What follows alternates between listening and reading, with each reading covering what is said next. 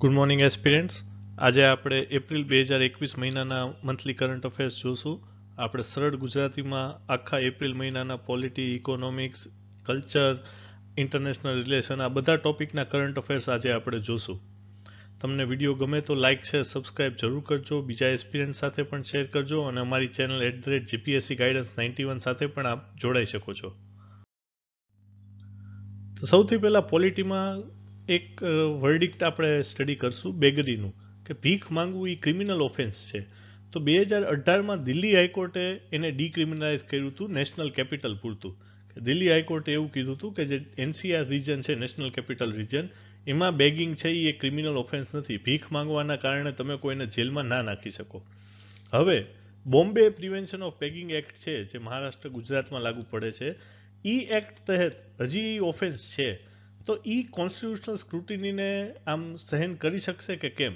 કે કોર્ટમાં ચર્ચા ચાલે છે કે આ બેગિંગ જે છે એને દિલ્હી હાઈકોર્ટે ડિક્રિમિનલાઇઝ કર્યું, તો અન્ય રાજ્ય પણ એને ફોલો કરશે. નેક્સ્ટ છે ઓવરસીઝ સિટીઝનશીપ ઓફ ઇન્ડિયા, કે અલગ અલગ સિટીઝનશીપ હોય. ઓવરસીઝ સિટીઝનશીપ એટલે શું? કે એનું નાગરિકત્વ બીજા દેશનું છે, બટ એ ઓવરસીઝ સિટીઝનશીપ ઓફ ઇન્ડિયાનું કાર્ડ એને મળે. એને અમુક બેનિફિટ્સ મળતા હોય. અમુક બેનિફિટ્સ નોન રેસિડેન્ટ ઇન્ડિયા જે NRI હોય એના લેવલના મળતા હોય છે. તો એમાં એક અમેન્ડમેન્ટ કર્યું છે OCI એક્ટમાં. તો અમેન્ડમેન્ટ શું છે કે પહેલાં દર 20 વર્ષે જે OCI કાર્ડ નીકળે એના દર 20 વર્ષે એને રિન્યૂ કરાવવું પડતું હતું. હવે એ રીઇશ્યુ કરાવવાની જરૂર નહીં પડે. કે એકવાર 20 વર્ષના થઈ જાય માણસ અને એ OCI કાર્ડ કઢાવી લે, પછી એને હવે બીજી વાર ક્યારેય રીઇશ્યુઅન્સની જરૂર નહીં પડે.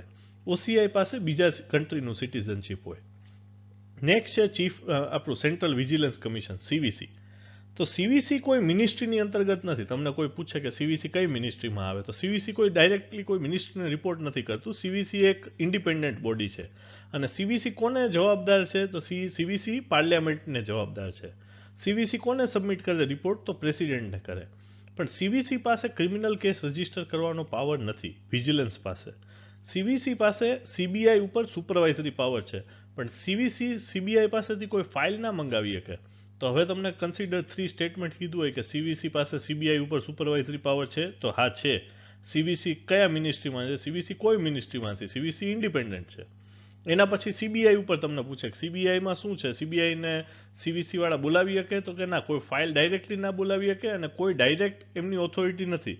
તો કે CBI કોના કંટ્રોલમાં છે? તો CBI છે ડિપાર્ટમેન્ટ ઓફ પર્સનલ એન્ડ ટ્રેનિંગના એડમિનિસ્ટ્રેટિવ કંટ્રોલમાં. અને એના અપોઇન્ટમેન્ટ, ટ્રાન્સફર, સસ્પેન્શન આ બધું DOPT કરે, department of personnel and training. આ CBI ઉપર તમને સ્ટેટમેન્ટ પૂછે તો તમને આઈડિયા રહેવો જોઈએ.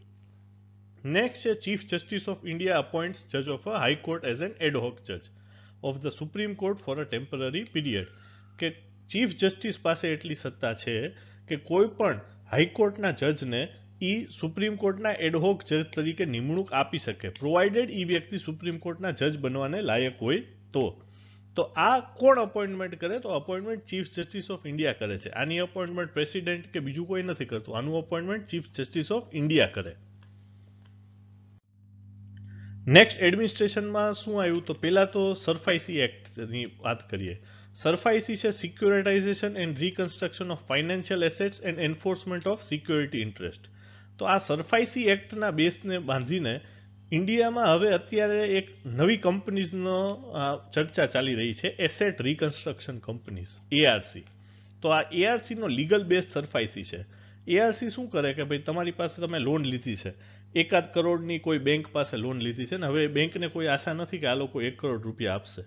એટલે આ ARC વાળા આવે બેંક પાસે અને બેંકને એમ કે બીજો તમને તો આ 1 કરોડમાં કંઈ મળવાનું નથી, અમને તમે 15 લાખમાં આ લોન્સ વેચી દો. એટલે આ લોન જે બેડ લોન છે, જેની આવવાની રિકવરીની સંભાવના બહુ ઓછી છે, એ આ ARC વાળા 15 લાખમાં ખરીદી લેશે.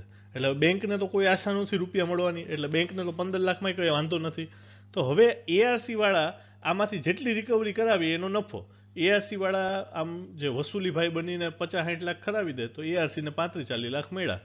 આવા મોટા પાયે કરવા માટે અત્યારે ઇન્ડિયામાં રિફોર્મ્સ ચાલી રહ્યા છે, બેન્કિંગ રિફોર્મ્સને આ બધા. તો એનું એક સિગ્નિફિકન્ટ આસ્પેક્ટ છે એસેટ રિકન્સ્ટ્રક્શન કંપનીઝ. તમને મેઇન્સ માટે પણ આનો બેસિક આઈડિયા હોવો જોઈએ. નેક્સ્ટ છે રાયસીના ડાયલોગ. તો રાયસીના ડાયલોગ શું છે? આપણી એક ઇન્ડિયાની મલ્ટીલેટરલ કોન્ફરન્સ છે. તો કે રાયસીના ડાયલોગ કોણ ઓર્ગેનાઇઝ કરે? તો કે ઓબ્ઝર્વર રિસર્ચર ફાઉન્ડેશન ભારતનું ઇન્ડિપેન્ડન્ટ થિંક ટેન્ક છે in collaboration with ministry of external affair. તો કોના લાઇન્સમાં બનાવ્યું છે?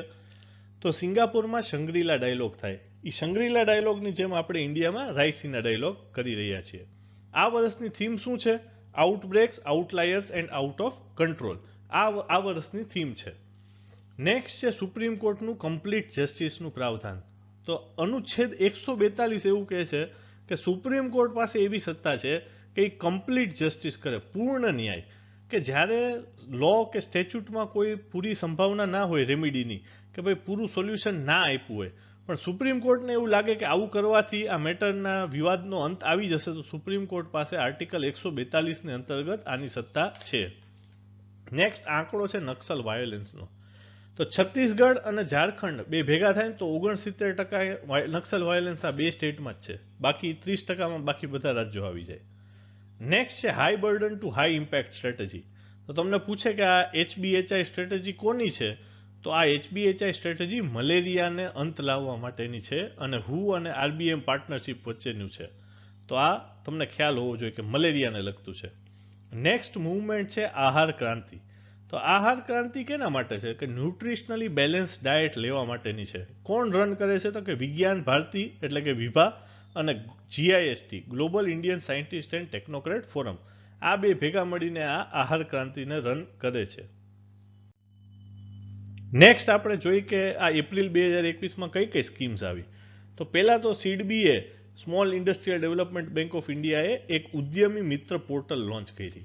આ ઉદ્યમી મિત્ર પોર્ટલ કેના માટે હતી? કે ક્રેડિટ એક્સેસિબિલિટી અને hand holding services to MSME જે કંપનીઝ હોય, માઇક્રો સ્મોલ મીડિયમ એન્ટરપ્રાઇઝીસ, એ લોકોને એકદમ બેસિક ક્રેડિટ જે હોય કે એને જે ક્યાંક લોન લેવી છે, ફાઇનાન્સ જોઈએ છે, તો એ બધાની એક્સેસિબિલિટી કરાવી દીધી કે આ જગ્યાએથી તમને મળશે, આ કાગળ લઈ આવો, આમ કરો. તો એ બધા માટે જે પોર્ટલ બનાવ્યું એ પોર્ટલ છે ઉદ્યમી મિત્ર. નેક્સ્ટ છે PM માતૃ વંદના યોજના. આમાં 5000 રૂપિયાનો ઇન્સેન્ટિવ આપવામાં આવે છે 3 ઇન્સ્ટોલમેન્ટમાં. નેક્સ્ટ છે માનસ એપ. માનસનું ફૂલ ફોર્મ છે mental health and normalcy augmentation system. એટલે મેન્ટલ હેલ્થને લગતું છે અને આ એક નેશનલ પ્રોગ્રામ તરીકે કોણ એન્ડોર્સ કરે છે? તો કે PMSTIAC prime minister science technology and innovation advisory council. કે આ બધાના વેલબીંગ માટે છે. અને કોને ડેવલપ કર્યું છે? પૂછે કે માનસ એપ કોને ડેવલપ કર્યું છે? તો NIMHANS Bangalore, arm forces medical college Pune અને CDEC બેંગ્લોર, આ ત્રણેય ભેગા થઈને આ માનસ એપની રચના કરી છે.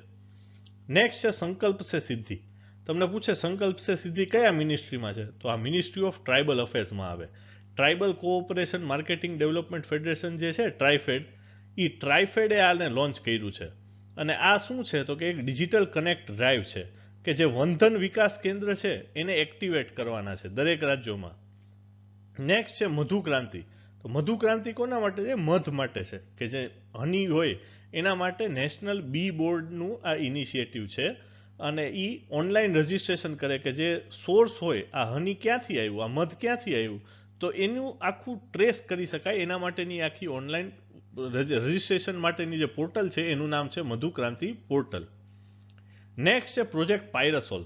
તો આ પાયરસોલમાં શું આવે કે જે અર્બનનો ઓર્ગેનિક વેસ્ટ હોય સિટીઝનો, એને આપણે બાયોચારમાં આપણે એને કન્વર્ટ કરશું અને એનાથી એનર્જી પ્રોડ્યુસ કરશું.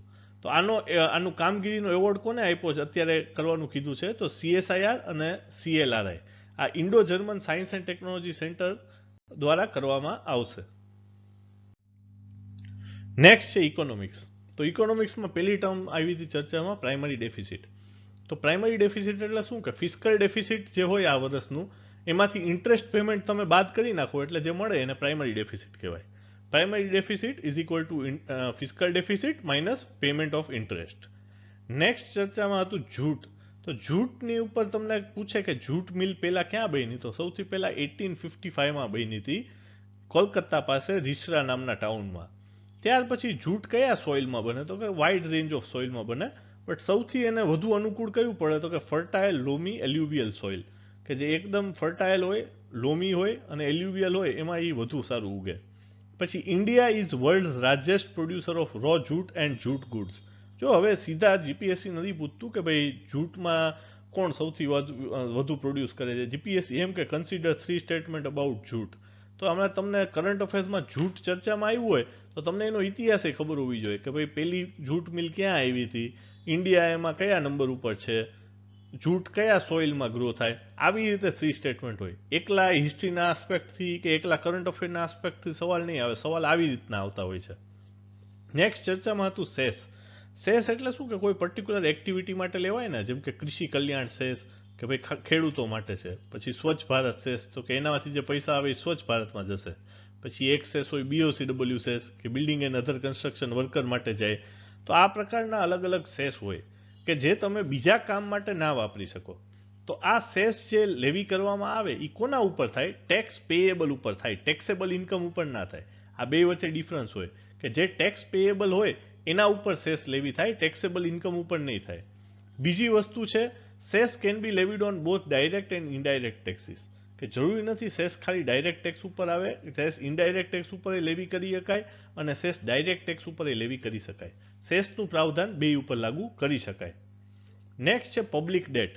એટલે પબ્લિક ડેટ એટલે શું કે જે પબ્લિક સરકારનો જે ડેટ છે, સરકારે જ્યાં જ્યાંથી પૈસા લીધા હોય જેને પાછા ચૂકવવાના હોય, તો એના સોર્સ શું હોય? તો પહેલાં તો ડેટેડ ગવર્મેન્ટ સિક્યોરિટી એટલે GSEC, કે તમે આજે 5,000ના 10,000ના કિસાન વિકાસ પત્ર કે ઇન્દિરા વિકાસ પત્ર લીધા હોય એને સરકારે 8-10 વર્ષે તમને ડબલ કરીને પાછા દેવાના હોય, તો આ સરકારનો પહેલો ડેટ કે સરકારે આ ઉધાર ચૂકવવો પડે. નેક્સ્ટ છે ટ્રેઝરી બિલ, કે ટી બિલ્સ હોય એ રીતે સરકારે પાછા ચૂકવવા પડતા હોય. થર્ડ છે એક્સટર્નલ અસિસ્ટન્સ અને ફોર્થ છે શોર્ટ ટર્મ બોરોઈંગ.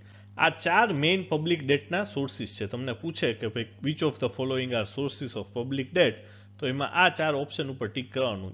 ઓપ્શન એવા હોય કે 1, 2, 1, 2 and 3, 2, 3 and 4, 1, 2, 3 and 4. તો આમાં 4 હોય તો 1, 2, 3 and 4 તમારે માર્ક કરવાનું. આ પ્રકારના સવાલ GPSC પૂછતું રહેતું હોય છે. નેક્સ્ટ છે મોર દેન 86% ઓફ India's cultivable farmland is controlled by small holder farmers who have less than 2 hectares or 5 acre, કે ભાઈ 5 એકરથી અથવા તો 2 હેક્ટરથી ઓછી ખેતી જે કરતા હોય એવા 86% ખેડૂતો છે ભારતના. એટલે ભારતના 86% ખેડૂતો આટલી ઓછી જમીન ખેડતા હોય છે. નેક્સ્ટ છે કેશ મેનેજમેન્ટ બિલ. તો કેશ મેનેજમેન્ટ બિલ શું હોય કે એક તો શોર્ટ ટર્મ હોય. કોણ ઇસ્યુ કરે? સેન્ટ્રલ ગવર્મેન્ટ ઇસ્યુ કરે કે ભાઈ સરકારને તાત્કાલિક કેશની જરૂર પડી, સરકાર કેશ મેનેજમેન્ટ બિલ ઇસ્યુ કરશે. ઇસ્યુ કોણ કરે? RBI કરે, સેન્ટ્રલ ગવર્મેન્ટ વતી. એક તો આ શોર્ટ ટર્મ હોય અને ગવર્મેન્ટને જેવા પૈસા મળી જાય એટલે એનો કેશ ફ્લો પછી મેચ કરી દેતા હોય છે. અને આ CMB હોય જે કેશ મેનેજમેન્ટ બિલ, એ SLR સિક્યોરિટી કે સ્ટેચ્યુટરી લિક્વિડિટી રેશિયોની સિક્યોરિટીમાં પણ ગણાતું હોય છે. નેક્સ્ટ કલ્ચરમાં સત્રા એક ઇન્સ્ટિટ્યુશનલ સેન્ટર્સ હતા જે ચર્ચામાં હતા. તો એ કયા સંપ્રદાયને લગતા છે? તો કે એક શરણ સંપ્રદાય વૈષ્ણવિઝમની અંદર. તો વૈષ્ણવિઝમની અંદર એક શરણ ટ્રેડિશન હોય એની અંદર જે સેન્ટર હોય એને સત્રા સેન્ટર કહેવાય. હવે જે એક શરણ ધર્મ છે એ એક રિલિજન કોને પ્રોપોગેટ કરી હતી? તો કે શ્રીમંત શંકરદેવ. અને આ આસામના મજુલી સેન્ટરમાં વૈષ્ણવાઇટ કલ્ચર અને ભાવના ડાન્સ ફેમસ છે. તો આ આપણે સત્ર વિશે જોયું.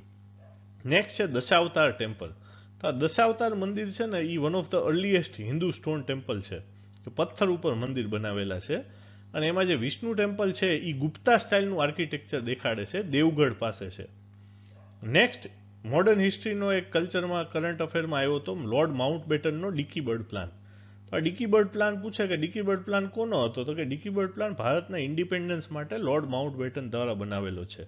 અને આમાં જે મેઇન આર્કિટેક્ટ જે મેઇન હતા જે થિંકર એ હતા ઈસ્માઈ, એટલે એને ઈસ્માઈ પ્લાન પણ કહેવામાં આવે છે. નેક્સ્ટ છે રોંગાલી બિહુ. રોંગાલી બિહુ એટલે શું? આસામનો નવો વર્ષ છે. કે આપણે કેમ ધનતેરસ, લાપાચમ, દિવાળી ને એ બધું હોય એમ દિવાળી પછી આપણે ન્યૂ યર કરીને એમ આસામમાં રોંગાલી બિહુ કહે. એટલે એ રોંગાલી બિહુ એમનો ન્યૂ યર છે, એને બહાગ બિહુ કહેવાય છે. બીજું એવી રીતે પુઠાંડુ છે એ તમિલનાડુનો ન્યૂ યર છે. તમને હું ક્યારેક GPSC જોડો પૂછી લે, કલ્ચર થોડુંક ટફ કરવા માંડ્યા છે. ગુજરાતનું ઘણું અઘરું પૂછે છે, ઇન્ડિયાનું થોડુંક અઘરું પૂછે. તો તમને આવી રીતે મેચ ધ ફોલોઈંગમાં પૂછી શકે કે 4 સ્ટેટના નામ આપ્યા હોય, 4 આવા ફેસ્ટિવલ આપ્યા હોય, તો તમને મેચ કરવાનું હોય કે રોંગાલી બિહુ એટલે આસામ, પુઠંડુ એટલે તમિલનાડુ. આ પ્રકારનું તમે મેચ કરી શકો. નેક્સ્ટ ચર્ચામાં હતું દાદા સાહેબ ફાલ્કે એવોર્ડ. તો દાદા સાહેબ ફાલ્કે એવોર્ડના પહેલા રેસિપિયન્ટ કોણ હતા? કે દેવિકા રાની હતા, first lady of Indian cinema. Next આપણે એન્વાયરમેન્ટ જોઈએ. તો એન્વાયરમેન્ટમાં પહેલાં તો એક્વેટિક સિસ્ટમ ને ટેરેસ્ટ્રિયલ સિસ્ટમ. તો એક્વેટિક ઇકોસિસ્ટમમાં મેઇનલી ગ્રેઝિંગ ફૂડ ચેઇન હોય. ગ્રેઝિંગ ફૂડ ચેઇન એટલે શું કે એક નાની માછલી છે એને મોટી માછલીએ ખાધી, મોટી માછલીને વેલે ખાધી, તો આને ગ્રેઝિંગ ફૂડ ચેઇન કહેવાય, કે ખાઈને આમ જેમ જેમ આગળ વધે છે. પછી બીજી હોય ડેટ્રિટસ ફૂડ ચેઇન. ડેટ્રિટસ ફૂડ ચેઇન એટલે શું કે જે ડેટ્રિટી હોય, કે કોઈક માણસ મરી ગયું છે, હવે એને ડિકમ્પોઝ કરવા માટે બેક્ટેરિયા અને વાયરસ આવે, આ રીતે જે ચેઇન ચાલે ને એને ડેટ્રિટસ ફૂડ ચેઇન કહેવાય. તો ટેરેસ્ટ્રિયલ ઇકોસિસ્ટમમાં major energy flows through detritus food chain અને એક્વેટિકમાં ગ્રેઝિંગ ફૂડ ચેઇનથી થાય છે. આ બે ડિફરન્સ છે. નેક્સ્ટ છે national board four wild life. અને આની પાસે પાવર શું છે તો કે all wild life related matter, કે જે નેશનલ પાર્ક અને સેન્ચુરીની આજુબાજુ કોઈ પણ પ્રોજેક્ટ તમારે કરવો હોય ડેવલપમેન્ટનો, તો એની સત્તા કોની પાસે છે તો કે national board four wild life. અને આના હેડ કોણ હોય તો કે પ્રાઇમ મિનિસ્ટર. નેક્સ્ટ છે ઇનિશિયેટિવ 4/1000, કે 4/1000 ઇનિશિયેટિવ કોના માટે છે તો કે સોઇલના ઓર્ગેનિક મેટર અને કાર્બન સિક્વેસ્ટ્રેશનને ઇન્ક્રીઝ કરવા માટે. એટલે એના માટે જે એગ્રીકલ્ચરલ પ્રેક્ટિસ હોય, એગ્રો ફોરેસ્ટ્રી છે, કન્ઝર્વેશન એગ્રીકલ્ચર છે, આ કોનો પાર્ટ છે તો કે ગ્લોબલ ક્લાઇમેટ એક્શન પ્લાનનો છે. અને આ ક્યારે એડોપ્ટ થયો તો UNFCCC COP22 conference of party 22માં આ ઇનિશિયેટિવ હતો. એટલે તમને કે 4/1000 કોને લગતું છે, તમને ખ્યાલ હોવો જોઈએ કે સોઇલને ઓર્ગેનિક મેટર અને કાર્બન સિક્વેસ્ટ્રેશનને લગતું છે. કાર્બન સિક્વેસ્ટ્રેશન એટલે શું કે કાર્બનનું એક સ્ટોરેજ કરીને એને રીયુટિલાઇઝ કરવો, કે એ પ્રકારનું સ્ટોર કરે તો એન્વાયરમેન્ટને બહુ હાર્મ ના થાય. તો આ 4/1000 ઇનિશિયેટિવ હતો. નેક્સ્ટ ચર્ચામાં જે નેશનલ પાર્ક ને સેન્ચુરી આવી હોય એના આપણે સ્ટેટ જોઈ લઈ. એમાંય મેચ ધ ફોલોઈંગ આવતા હોય છે. તો પહેલા દિબ્રુ સાયખોવા નેશનલ પાર્ક, આ આસામમાં છે. Pin Valley National Park Himachal Pradesh. Gandhisagar Wildlife Sanctuary Madhya Pradesh. Bhainsrorgarh Wildlife Sanctuary Rajasthan. Kuno National Park Madhya Pradesh. Neora Valley National Park West બેંગોલમાં, જ્યાં રેડ પાંડા મળે. હા, થોડુંક ગોખવું પડશે આમાં, કારણ કે આમાં શું છે, આ નેશનલ પાર્કના સેન્ચુરી ઉપર સવાલ આવતા રહેતા હોય છે અને થોડુંક કન્સેપ્ચ્યુઅલની સાથે સાથે ક્યારેક તમારે આ બધું યાદ બી રાખવું પડે કે કઈ સેન્ચુરી ક્યાં છે, કયા એનિમલ્સ છે. થોડુંક તમે મેપ બેઝડ ને જોગ્રાફી બેઝડ ક્વેશ્ચન્સમાં પણ આનો યુટિલાઇઝેશન કરી શકો. નેક્સ્ટ રાઇનો ઉપર વાત કરી તો ઇન્ડિયન રાઇનો કેવા છે તો કે વલ્નરેબલ છે. એમનું IUCN ક્લાસિફિકેશન વલ્નરેબલ છે. ઇન્ડિયન રાઇનો બધા રાઇનોમાં સૌથી મોટા હોય છે અને ઇન્ડિયન રાઇનોની સંખ્યા 2500 થી 3500 થઈ ગઈ છે. એટલે 40% ઇન્ક્રીઝ થઈ છે. એટલે ખૂબ સારી વાત છે. ક્યારેક જીપીએસસી શું હવે સ્ટેટમેન્ટ પૂછે છે કે ઇન્ડિયન રાઇનોની પોપ્યુલેશન વધી છે, શું આ સાચું છે કે ખોટું છે? એટલે તમને ટ્રેન્ડ ખબર હોવું જોઈએ. એક્ઝેક્ટ આંકડા મોઢે નહીં હોય તો હાલશે કે 3500 છે કે નહીં એ મને નથી ખબર, બટ વૈધા છે એ તો ડેફિનેટલી ખબર હોવી જ જોઈએ. કદાચ આંકડો બી એક્ઝેક્ટ પૂછી લે, પણ ટ્રેન્ડ તો ડેફિનેટલી પૂછી શકે કે ભાઈ આ રાઇનો, ઇન્ડિયન રાઇનોની વસ્તી વધી છે, એટલી તમને ખબર હોવી જોઈએ. નેક્સ્ટ છે સલ્ફર ડાયોક્સાઇડનું લાર્જેસ્ટ સોર્સ કોણ છે તો કે બર્નિંગ ઓફ ફોસિલ ફ્યુલ, કે જે પાવર પ્લાન્ટમાંથી જે ફોસિલ ફ્યુલ થાય છે અને ઇન્ડસ્ટ્રીયલ ફેસિલિટીમાંથી, એ સલ્ફર ડાયોક્સાઇડનો મેઇન સોર્સ છે. નેક્સ્ટ ઇન્ટરનેશનલ રિલેશનમાં ચર્ચામાં હતા પહેલાં તો આલ્મા આટા ડિક્લેરેશન. તો આલ્મા આટા ડિક્લેરેશન કોનું છે તો કે વર્લ્ડ હેલ્થ ઓર્ગેનાઇઝેશનનું છે. શું એમાં એડોપ્ટ થયું હતું કે international conference on primary health care, કે એને એક બેસિક અપ્રોચ આઈડેન્ટિફાઈ કર્યો કે જે લોકલ ગવર્મેન્ટ સેન્ટ્રિક હતો, કે લોકલ ગવર્મેન્ટ એક સાયમલ્ટેનિયસ ફોકસ આપે કે જે એમાં પાણી હોય, સેનિટેશન હોય, એમ લોકોને બધાને શેલ્ટર આપો, આ બધું એક બેસિક આઈડેન્ટિફાઈ કર્યું સ્ટ્રક્ચર કે આવો અપ્રોચ હોવો જોઈએ હેલ્થ અને વેલફેરનો વર્લ્ડ હેલ્થ ઓર્ગેનાઇઝેશને. એનું ડિક્લેરેશન છે આલ્મા આટા ડિક્લેરેશન. નેક્સ્ટ છે પેરિસ કોલ. તો પેરિસ કોલ શું છે કે એક એગ્રીમેન્ટ છે સાયબર સિક્યોરિટી પ્રિન્સિપલ્સ ઉપર, કે બધા દેશના લોકો ભેગા મળીને સાયબર સિક્યોરિટીમાં પોતાની ભૂમિકા ભજવશે. એનું નામ પાડ્યું પેરિસ કોલ. ફ્રેન્ચ ગવર્મેન્ટ આને લીડ કરે છે. એમાં ઇન્ડિયા અને USA જોઈન નથી થયા. આ પેરિસ કોલ બાઇન્ડિંગ નથી, પણ ઇન્ડિયા અને USA જોઈન નથી થયા કારણ કે આમાં શું, આપણો જે ઇન્ડિયાનો લોકલ બિલ છે, આપણે ઇન્ડિયાએ શ્રીનિવાસન બિલ જે આપણે કર્યું છે કે ડેટા લોકલાઇઝેશન માટે આપણે ફેવર કરી છીએ. ઇન્ડિયા શું ફેવર કરે છે કે આપણો ડેટા આપણે બહાર નથી જવા દેવો, પણ પેરિસ કોલમાં શું છે કે તમારો ડેટા બહાર પણ સ્ટોર થાય, તમારી ઘણી સેન્સિટિવ ડેટા બી બહાર જતો રહેતો હોય છે. તો આ પ્રકારનું કમિટમેન્ટ ઇન્ડિયાએ નથી કર્યું. તો હવે આની બે ટીકાઈ થાય અને તરફેણેય થાય. કે ટીકામાં શું છે કે ઇન્ડિયા કોઈ પણ સાયબર સિક્યોરિટી એગ્રીમેન્ટનો આવો મોટા પાયે મેમ્બર છે નહીં. તો હવે તમારે બીજા દેશનું કોઓપરેશન જોતું હોય અને ઇન્ડિયામાં પણ સાયબર અટેક થાય છે, તો ઇન્ડિયાએ આ બધા દેશનું કોઓપરેશન જોતું હોય તો સામે એ લોકો પણ આપણી પાસેથી ડેટા માંગે. એટલે એના માટેના આવા ઇનિશિયેટિવ હોય પેરિસ કોલ જેવા. તો આપણે કાંઈક ડિપ્લોમેટિક આનો વે ફોરવર્ડ વિચારવો જોઈએ. નેક્સ્ટ છે બાવ ફોરમ. તો બાવ ફોરમ શું છે? એ એશિયાનું એક ફોરમ છે કે કેમ વર્લ્ડ ઇકોનોમિક ફોરમનું છે ડાવોસમાં થાય એવી રીતે બાવ ફોરમ છે એશિયા માટે, એટલે એ ડાવોસ ઓફ ઈસ્ટ તરીકે ઓળખાય છે. બાવ એ ફોરમ જે છે એ એક તો ઇન્ટરનેશનલ નોન પ્રોફિટ ઓર્ગેનાઇઝેશન છે. 26 મેમ્બર રાજ્યોએ ભેગા મળીને 2001માં લોન્ચ કર્યું હતું. ઇન્ડિયા પણ અત્યારે હાલ એનો મેમ્બર છે બાવ ફોરમનો. તો આ તમને કન્સિડર 3 સ્ટેટમેન્ટ્સ કે બાવ ક્યાં છે? તો એશિયામાં છે. બાવ અત્યારે ઇન્ડિયા મેમ્બર છે, તો ઇન્ડિયા મેમ્બર છે. નેક્સ્ટ છે સપ્લાય ચેઇન રેઝિલિયન્સ ઇનિશિયેટિવ. આ જાપાને લોન્ચ કર્યું હતું અને ઇન્ડિયા અને ઓસ્ટ્રેલિયાએ એને સપોર્ટ કર્યું છે. તો સપ્લાય ચેઇન રેઝિલિયન્સ શું કહે છે કે ભાઈ માની લો ઇન્ડિયાએ છે ને કોલ મંગાવવાના છે, તો કોલ અત્યારે બધો આપણે ખાલી એક સાઉદી પાસેથી ના લેવો જોઈએ, આપણે અલગ અલગ ડાયવર્સિફાઈ કરવું જોઈએ કે આપણે થોડુંક ઓસ્ટ્રેલિયાથી લઈ, થોડુંક મ્યાનમાર પાસેથી લઈ, અને એ બધામાં તે આપણે એવું નહીં બધું આપણે ટ્રેનથી લાવી, અમુક આપણે પ્લેન કાર્ગોથી લાવી, અમુક પ્લેનથી લાવી, અમુક રોડથી લાવી, અમુક સીથી લાવી. આ અલગ અલગ તમારે તમારી સપ્લાય ચેઇનને ડાયવર્સ કરવી જોઈએ. એટલે શું કે એક જગ્યાએ તમે બધું રિસોર્સ કોન્સન્ટ્રેટ કરશો તો ભવિષ્યમાં તમારી જો ઈ સપ્લાય ચેઇન તૂટી જશે તો તમને બહુ નુકસાન થશે. એટલે તમારે તમારું સપ્લાય ચેઇનનો જે રિસ્ક હોય એને ડાયવર્સ કરવો જોઈએ. આ માટે જાપાને એક ઇનિશિયેટિવ ચાલુ કર્યો, સપ્લાય ચેઇન રેઝિલિયન્સ ઇનિશિયેટિવ. એને અત્યારે ભારત અને ઓસ્ટ્રેલિયા સપોર્ટ કરે છે. આ તમને મેઇન્સ માટે બેસિક આઈડિયા હોવો જોઈએ. પ્રી માટે તમને પૂછી શકાય કે કયા કન્ટ્રીએ લોન્ચ કર્યું અને શું ભારત એનો જોડાયેલ છે. નેક્સ્ટ છે harmonised system of nomenclature code, HSN. આ કોનું છે? વર્લ્ડ કસ્ટમ ઓર્ગેનાઇઝેશનનું. એક 6 ડિજિટનો કોડ આપે દરેક વસ્તુને, એક નોમેનક્લેચર જેવું. નેક્સ્ટ છે કરન્ટ નેશનલ યુનિયન. આ કરન્ટ નેશનલ યુનિયન કોનું છે? તો કે મ્યાનમારમાં એક રિબેલ આર્મી છે, એ rebel army Karen national union તરીકે ઓળખાય છે. નેક્સ્ટ આપણે સાયન્સના જો ઇમ્પોર્ટન્ટ ટોપિક્સ હતા એપ્રિલ 2021ના જોઈ લઈએ અત્યારે. તો પહેલું ટર્મ આવ્યું બેક્ટેરિયોફેજ. બેક્ટેરિયોફેજ એટલે શું કે એવા વાયરસ જે બેક્ટેરિયાને મારી નાખે એને બેક્ટેરિયોફેજ કહેવાય. એટલે બેક્ટેરિયોફેજ કોઈ બેક્ટેરિયા નથી, બેક્ટેરિયોફેજ તો વાયરસ છે પણ એ બેક્ટેરિયાને મારી નાખે. નેક્સ્ટ છે નિસાર. નિસારનું ફૂલ ફોર્મ શું છે? NASA ISRO synthetic aperture radar. એટલે સિન્થેટિક અપર્ચર રડાર શું છે કે એ એક પ્રકારનું રડાર સિસ્ટમ છે જે એવી રીતનું મોટું એન્ટેના યુઝ કરે છે કે high resolution remote sensing image મળે. રિમોટ સેન્સિંગ એટલે શું કે કોઈ પણ જગ્યાના સીધા સંપર્કમાં આવ્યા વિના તમે એના વિશે જાણકારી મેળવો ને એ પ્રક્રિયાને રિમોટ સેન્સિંગ કહેવાય. અને આ પ્રકારની રિમોટ સેન્સિંગ ઇમેજરી જ્યારે હોય કે તમે કોઈ સોઇલની ઇમેજ કરો છો કે હાઈ રેઝોલ્યુશનમાં સોઇલ જોવો છો કે એનું ટેક્સચર કેવું છે, એમાં શું ઉગી શકે, કાં તો પછી તમે થર્મલ ઇમેજિંગ કરો છો, આ પ્રકારની હાઈ રેઝોલ્યુશન ઇમેજિંગ તમને આ નિસાર દ્વારા મળશે. નેક્સ્ટ છે સેન્ટ્રી સિસ્ટમ. તો સેન્ટ્રી સિસ્ટમ શું છે? નાસાએ એક સિસ્ટમ બનાવી છે કે એસ્ટિરોઇડ હોય કે આજુબાજુના જે મોટા મોટા પાણા હોય ને સ્પેસમાં ફરતા હોય, એ ભારત આપણા અર્થ સાથે ટકરાય એની કેટલી સંભાવના? એટલે આવનારા 100 વર્ષમાં થોડી ગમથી સંભાવના હોય કે કોઈ એસ્ટિરોઇડ આપણા અર્થ સાથે ટક્કર કરી શકે. તો એના માટેના મોનિટરિંગ માટે એક સિસ્ટમ ઊભી કરી નાસાએ જેનું નામ છે સેન્ટ્રી સિસ્ટમ. તમને પૂછે કે સેન્ટ્રી સિસ્ટમ શું છે તો તમને ખ્યાલ હોવો જોઈએ કે આ નાસાની આવી સિસ્ટમ છે. નેક્સ્ટ છે મોક્સી. મોક્સી છે Mars oxygen in situ resource utilisation experiment. તો આ મોક્સી શું છે કે ભાઈ આ નાસાએ ડેમોન્સ્ટ્રેટ કર્યું કે કાર્બન ડાયોક્સાઇડ છે, માર્સના એટમોસ્ફિયરમાં સૌથી વધુ કાર્બન ડાયોક્સાઇડ છે કોન્સન્ટ્રેશનમાં, એ કાર્બન ડાયોક્સાઇડમાંથી આપણે ઓક્સિજન બનાવી શકીએ માર્સની અંદર.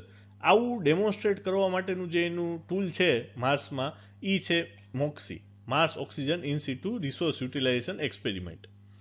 નેક્સ્ટ છે બૈકાલ લેક જે છે વર્લ્ડનો biggest under water neutrino telescope ત્યાં લોન્ચ કર્યો છે રશિયાવાળાએ, અને બૈકાલ GVD નામ છે, ગીગાટન વોલ્યુમ ડિટેક્ટર. આ એક પ્રકારનો ન્યુટ્રીનો ટેલિસ્કોપ છે ન્યુટ્રીનો સ્ટડી કરવા માટે.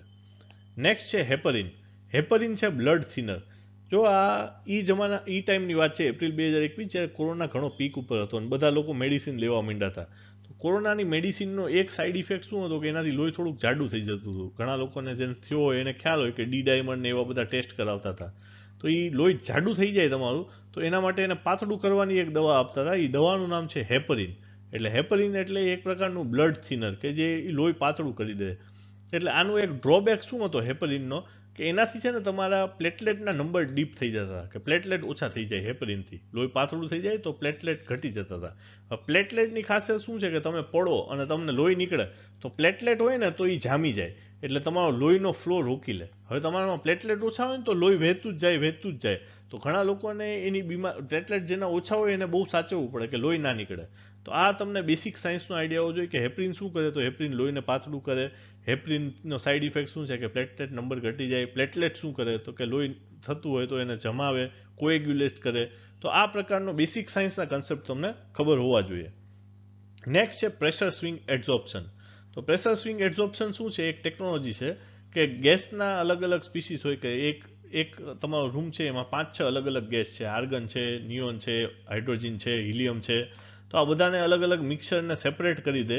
એના માટેની જે આખી એડઝોર્બન્ટ મટીરિયલ યુઝ કરીને જે પ્રોસેસ થાય એનું નામ છે પ્રેશર સ્વિંગ એડઝોર્પ્શન. નેક્સ્ટ આપણે ડિફેન્સમાં જોઈએ કે ડિફેન્સમાં શું નવું આવ્યું હતું. તો પેલું સાયબર વોલન્ટિયર સ્કીમ કે મિનિસ્ટ્રી ઓફ હોમ અફેર્સ શું કરશે કે 501 જણાને ભેગા કરશે અને જે અનલોફુલ કન્ટેન્ટ દેખાય સોશિયલ મીડિયામાં કે કંઈ પણ સાયબર ઇન્ટરનેટ ઉપર એને તમારે રિપોર્ટ કરવાનો. નેક્સ્ટ છે બેલિસ્ટિક મિસાઇલ. તો બેલિસ્ટિક મિસાઇલ કેવી હોય કે અહીંથી જમીન ઉપરથી છૂટે પછી ઠેઠ એટમોસ્ફિયરમાં જાય અને જે ઇન્ટરકોન્ટિનેન્ટલ હોય તો એટમોસ્ફિયરની બહાર વહી જાય. પછી આખું એનું પેરાબોલિક ટ્રેજેક્ટરી હોય, બેલિસ્ટિક ટ્રેજેક્ટરી જેને કહેવાય, એ આખી ઉપરથી પાછી નીચે આવશે. એટલે હાવ ધીમી ધીમી ના જતી હોય, મિસાઇલ હોય એટલે ફાસ્ટ હોય. બટ બેલિસ્ટિક મિસાઇલ શું છે? એક સેમી સર્કલ ફ્લો આખો ફોલો કરતું હોય છે. એની સામે ક્રૂઝ મિસાઇલ શું હોય? એ એકદમ ફાસ્ટ જતી હોય અને એ એકદમ સિમ્પલ લાઇનવાળો ફ્લો હોય. એનો સેમી સર્કલ ફ્લો ન હોય, એ એકદમ સ્પીડમાં જાય લાઇન તરીકે. એટલે એની હાઇટ ઓછી હોય. પણ બેલિસ્ટિક હોય એ બહુ ઊંચી જતી હોય છે. તો આ બે ડિફરન્સ છે બેલિસ્ટિક મિસાઇલમાં ને ક્રૂઝ મિસાઇલમાં. નેક્સ્ટ ચર્ચામાં કઈ મિસાઇલ હતી? તો કે આકાશ મિસાઇલ હતી. તો પૂછે કે આકાશ મિસાઇલ કોને ડેવલપ કરી? તો ઇન્ડિયાએ ડેવલપ કરી છે. આકાશ મિસાઇલ ન્યુક્લિયર કેપેબલ છે અને એ કયો પ્રકાર છે કે સરફેસ ટુ એર. પછી બીજું ચર્ચામાં હતું લક્ષ્ય. તો લક્ષ્ય શું છે? એ આપણો હાઈ સ્પીડ ટાર્ગેટ ડ્રોન છે. કોને બનાવ્યો છે? DRDOએ બનાવ્યો છે. બીજું અનમેન્ડ એરિયલ વેહિકલ કયું ચર્ચામાં હતું? કે નિશાંત હતું. તો નિશાંત કેના માટે છે? કે એનિમી ટેરિટરીમાં જઈને ઇન્ટેલિજન્સ ગેધર કરવા માટે છે. બીજી એક જે ડિફેન્સની મશીનરી ચર્ચામાં હતી એપ્રિલના સમયમાં, એ S-400 હતી, S-400 ટ્રાયમ્ફ. તો આ S-400 શું છે? Surface two air missile system છે. કોની છે? રશિયાની છે. એક સાથે 12 મિસાઇલ છોડી શકે 6 અલગ અલગ ડાયરેક્શનમાં. એટલે આ એક બહુ હાઈ લેવલ ટેકનોલોજી યુઝ કરી છે. યુએસ પાસે કઈ છે? થાડ છે, terminal high altitude area defence. એ એને કોરિયા પાસે મૂકી છે. આ થાડ કરતાં પણ એડવાન્સ લેવલનું S-400 રશિયા પાસે છે. એ રશિયા પાસેથી આપણે લેવાનું હોય. એટલે આ ઇન્ડિયા રશિયા વચ્ચે જે કોલેબરેશનમાં S-400ની ડીલ હતી, S-400. એટલે આના લીધે ચર્ચા એવી હતી કે અમેરિકા આપણા ઉપર પણ અમુક સેન્કશન મૂકીએ કે તમે રશિયા પાસે કેમ લાવો છો. અમેરિકા પાસે એક એક્ટ છે કાટસા. કાટસામાં શું છે કે અમેરિકાના જે એડવર્સરી હોય જેમ કે રશિયા છે કે કોરિયા છે, એ બધા સાથે અમેરિકા જો બાંધતું હોય, નોર્થ કોરિયા છે, રશિયા છે કે પછી ઈરાન છે, તો એની પાસેથી તમે કોઈ વસ્તુ લો ને બીજા કન્ટ્રી, તોય અમેરિકા એ કન્ટ્રીઝ ઉપર પણ સેક્શન કરી દે. એનો એક એક્ટ છે આખો અમેરિકાનો. તો ત્યારે ચર્ચા એવી હતી કે ભારત ઉપર પણ કંઈ લાવી શકે. લખીલી એવું કંઈ મૂક્યું નહોતું એ લોકોએ. નેક્સ્ટ ચર્ચામાં હતું વરુણ એક્સરસાઇઝ. વરુણ એક્સરસાઇઝ શું છે? ઇન્ડિયો ફ્રેન્ચ નેવલ એક્સરસાઇઝ, કે નેવીની એક્સરસાઇઝ છે ભારત અને ફ્રાન્સ વચ્ચે. બીજું હતું બ્લેક પેન્થર કોમ્બેટ ફોર્સ. તો બ્લેક પેન્થર છે ને એન્ટી નક્સલ ફોર્સ છે છત્તીસગઢ માટે. આવી એક પહેલા ગ્રે હાઉન્ડ માટે હતી તેલંગાનામાં. અત્યારે બ્લેક પેન્થર છત્તીસગઢમાં છે. આપણે નક્સલિઝમ ઉપર પણ GPSC ગાઈડન્સનો એક વિડીયો છે નેશનલ સિક્યોરિટીનો, આપ જોઈ શકો છો. એમાં આપણે ડીપમાં આખું લેફ્ટ વિંગ એક્સ્ટ્રીમિઝમ એક્સપ્લેન કર્યું છે કે કઈ રીતે એનો ઉદ્ભવ થયો હતો, કઈ રીતે એને ટેકલ કરવામાં આવ્યું છે, કઈ રીતે આપણે વધુ સારું કરી શકીએ. તો વિડીયો ગમે તો લાઇક, શેર, સબસ્ક્રાઇબ જરૂર કરજો. બીજા એસ્પિરન્ટ સાથે પણ શેર કરજો. Thank you and have a good day.